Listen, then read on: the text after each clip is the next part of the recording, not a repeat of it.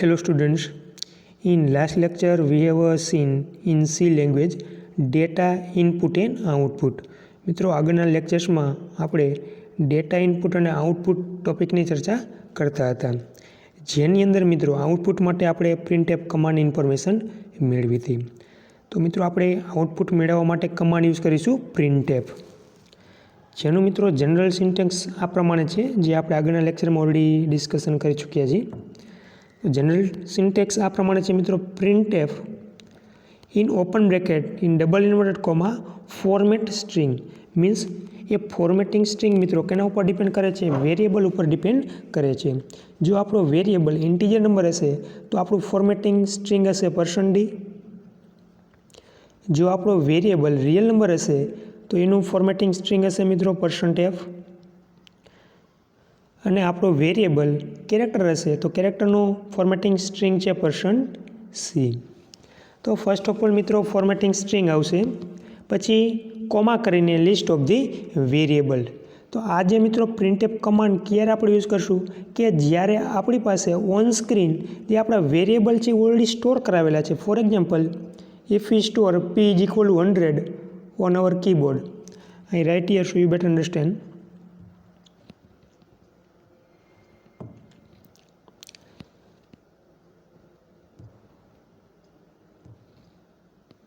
Variable p ને મિત્રો આપણે ઓલરેડી સ્ટોર કરી છે. આપણો જે વેરિએબલ અહીં કન્સિડર કરેલ છે પી, એને આપણે ઇન્ટીજર રાખેલ છે રેડી, સેમિકોલન.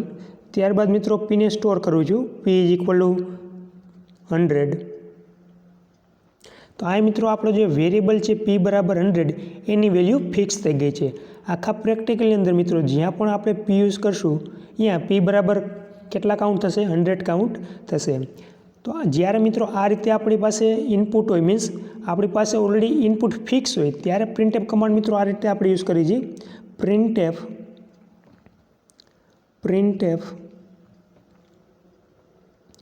હવે મિત્રો આપણે ઓન સ્ક્રીન લખેલું જોઈએ છે, ઓન સ્ક્રીન આપણે લખેલું જોઈએ છે અમાઉન્ટ. તો પહેલાં અહીં અમાઉન્ટ લખીશું, amount AMOUNT amount is equal two amount બરાબર મિત્રો આપણે 100 જોઈએ છે રેડી. તો અમાઉન્ટ લખેલ છે.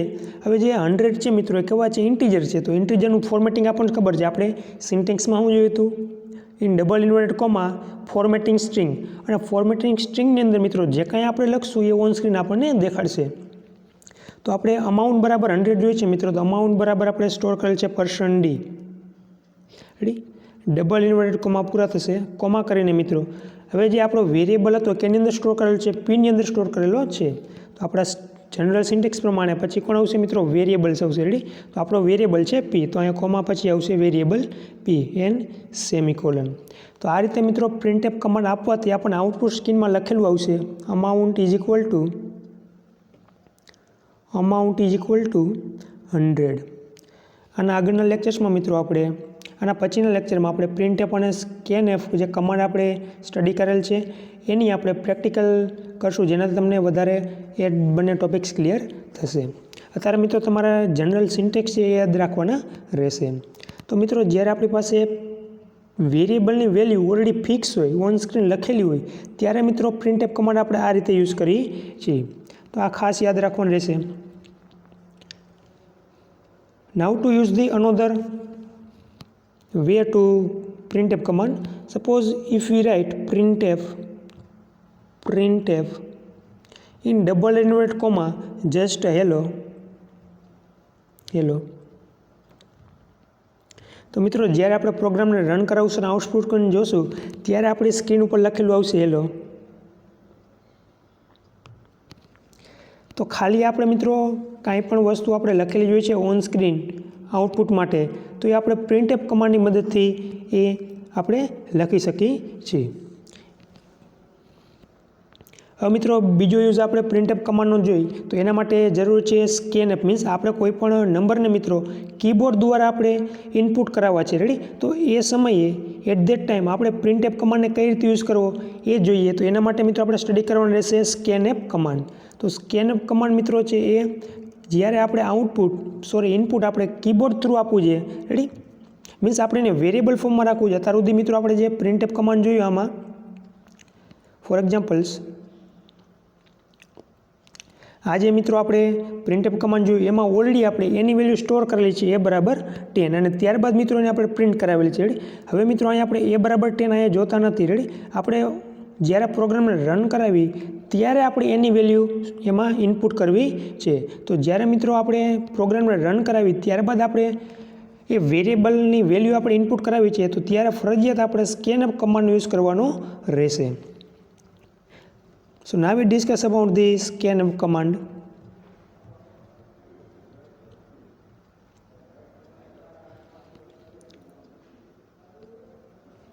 So what is the scanf command?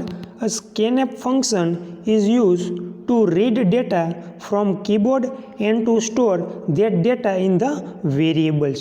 તો મિત્રો scanf command છે એ શું કરે છે, આપણે જે કીબોર્ડ થ્રુ ડેટા ઇનપુટ કરાવી છે એને સ્ટોર કરે છે કે એની અંદર જે કાંઈ આપણે વેરિયેબલ ડિક્લેર કરેલ છે એની અંદર એની વેલ્યુ સ્ટોર કરે છે.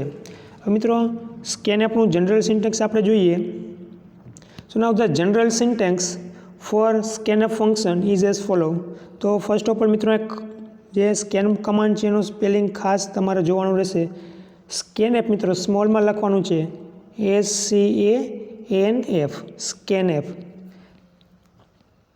ત્યારબાદ મિત્રો ઓપન બ્રેકેટની અંદર ડબલ ઇન્વર્ટ કોમાની અંદર ફોર્મેટિંગ સ્ટ્રિંગ આવશે, formatting string, double invert comma પૂરા, પછી કોમા કરીને એમ્પરન્સ અને વેરિયેબલ્સ. તો આ મિત્રો જનરલ સિન્ટેક્સ છે સ્કેનએફ ફંક્શનનું. Ready. First of all double invert કોમાની અંદર સ્ટ્રિંગ કોન્સ્ટન્ટ આવશે, મીન્સ ફોર્મેટિંગ સ્ટ્રિંગ આવશે.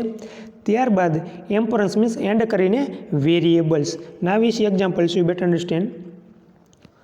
ફોર એક્ઝામ્પલ્સ, પહેલાં મિત્રો આપણે ઇન્ટીજર માટે ચર્ચા કરી. જ્યારે આપણો ડેટા ટાઈપ ઇન્ટીજર હોય ત્યારે. રેડી. હવે ધારો કે મિત્રો આપણે રોલ નંબર છે, રોલ નંબર એને આપણે ઓન સ્ક્રીન મીન્સ આપણે જ્યારે પ્રોગ્રામને રન કરાવી ત્યારે એની વેલ્યુ એન્ટર કરવી છે.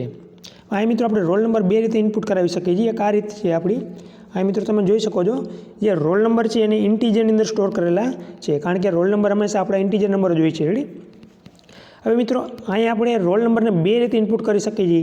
એક આપણે આગળ જે રીતે પ્રિન્ટએફ જોયું એ રીતે આપણે રોલ નંબરને ઇનપુટ કરાવવા છે. For example, roll number is equal two અહીં 10 લખી નાખું છું મિત્રો. મેં રોલ નંબર બરાબર 10 સ્ટોર કરી નાખ્યા છે. હવે મિત્રો ડાયરેક્ટ પ્રિન્ટએફ કમાન્ડ યુઝ થશે. પ્રિન્ટએફ ડબલ ઇન્વર્ટ કોમાની અંદર આ મિત્રો આપણે જે રોલ નંબર લખવા છે જે કોઈ વ્યક્તિના એ આપણે લખી શકીએ. For examples, roll number of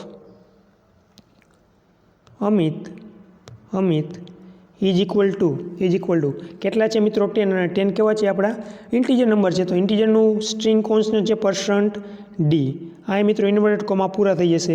પછી કોમા કરીને વેરિયેબલનું નામ, તો આપણે વેરિયેબલનું નામ શું છે મિત્રો, રોલ નંબર. તો અહીં લખાશે રોલ નંબર અને ત્યારબાદ આપણું ઓપન બ્રેકેટ પૂરો થશે અને પાછળ આવશે સેમિકોલન. તો આમાં જે મિત્રો આપણને આઉટપુટ સ્કીમ મળશે એમાં લખેલું આવશે રોલ નંબર ઓફ અમિત બરાબર 10. તો આમાં મિત્રો ફિક્સ થઈ ગયા છે. રેડી.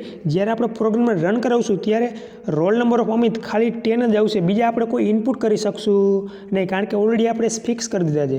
તો જ્યારે આપણે પ્રોગ્રામને રન કરાવશું અને આઉટપુટ મેળવશું મિત્રો ત્યારે રોલ નંબર ઓફ અમિત બરાબર ખાલી 10 આવશે.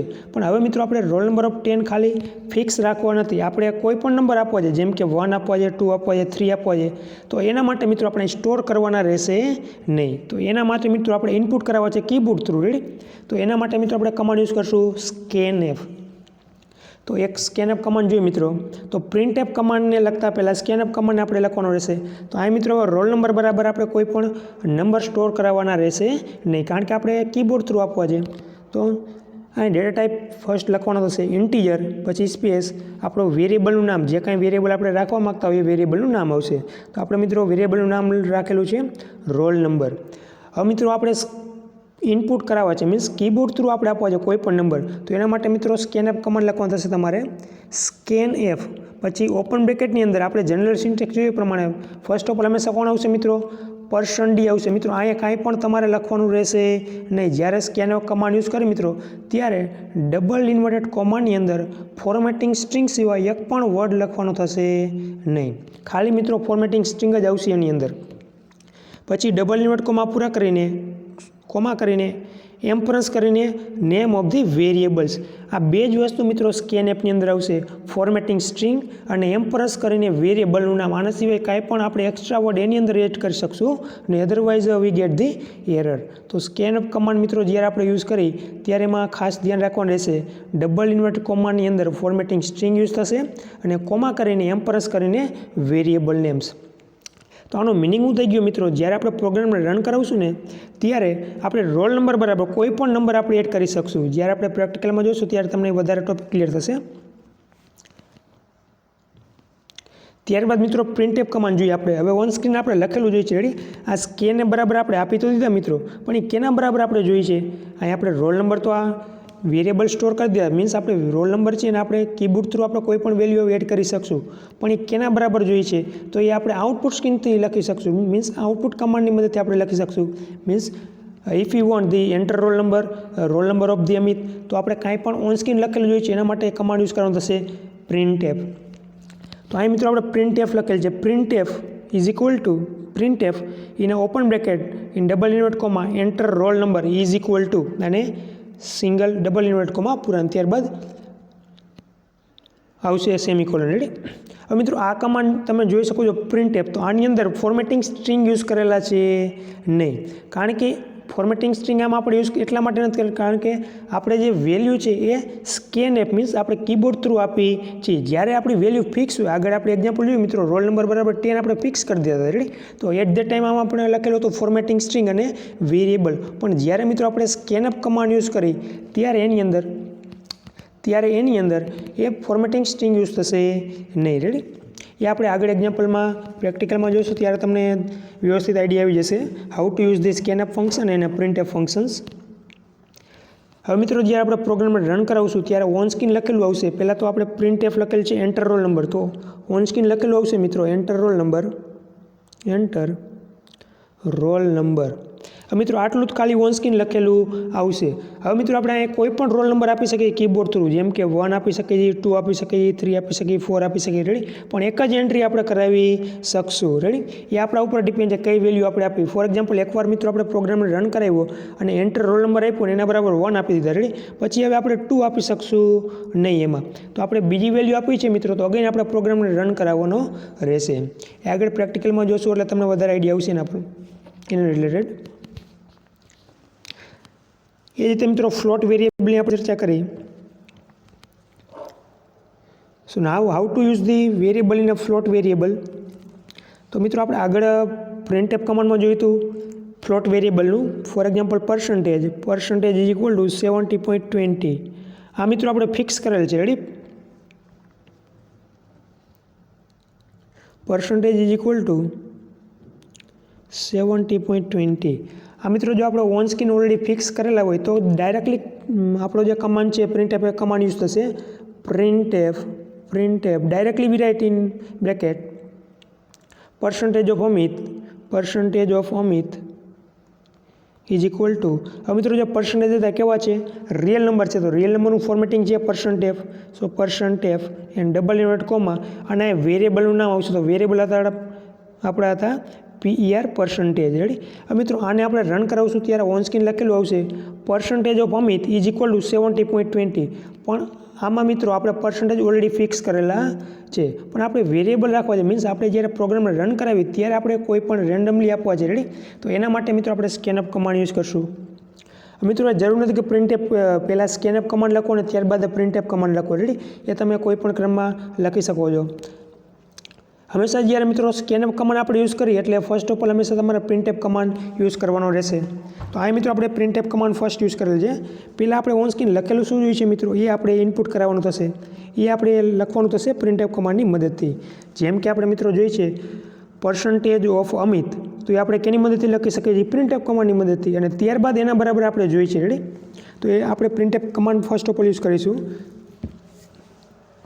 તો આ મિત્રો આપણે પ્રિન્ટએફ કમાન્ડ યુઝ કરેલ છે, રેડી. ઓપન બ્રેકેટની અંદર ડબલ ઇન્વર્ટ કોમાની અંદર લખેલ છે enter percentage is equal two. તો મિત્રો હવે જ્યારે પ્રોગ્રામ રન કરાવશું ત્યારે ઓન સ્ક્રીન લખેલું આવશે enter percentage is equal two. પછી આપણી રીતે કીબોર્ડ થ્રુ આપણે કોઈ પણ એમાં પર્સન્ટેજ એડ કરી શકીએ છીએ, એ આપણા ઉપર ડિપેન્ડ છે. હવે મિત્રો આપણે જે કાંઈ આપવા માંગીએ છીએ એને સ્કેન કરાવવું પડશે. મીન્સ આપણે ઇનપુટ આપવો છે તો ઇનપુટ માટે કમાન્ડ યુઝ થશે સ્કેનએફ. તો આ મિત્રો સ્કેનએફ કમાન્ડ આપણે યુઝ કરેલ છે. સ્કેનએફ પછી ડબલ ઇન્વર્ટ કોમાની અંદર મિત્રો ખાલી કોણ આવશે? સ્ટ્રિંગ, ફોર્મેટિંગ સ્ટ્રિંગ જ આવશે, એના સિવાય કાંઈ આવશે નહીં. તો આપણા જે વેરિયેબલ છે મિત્રો કેવા છે? ફ્લોટ છે. રેડી? તો ફ્લોટનું ફોર્મેટિંગ સ્ટ્રિંગ છે %f. તો આ મિત્રો ફોર્મેટિંગ સ્ટ્રિંગ લખેલ છે %f અને ડબલ ઇન્વર્ટ કોમા પૂરા.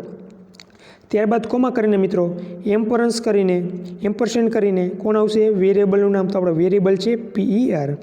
હવે મિત્રો જ્યારે આપણે પ્રોગ્રામને રન કરાવશું ત્યારે ઓન સ્ક્રીન લખેલું આવશે એન્ટર % ઇઝ ઇક્વલ ટુ આટલું જ આવશે મિત્રો.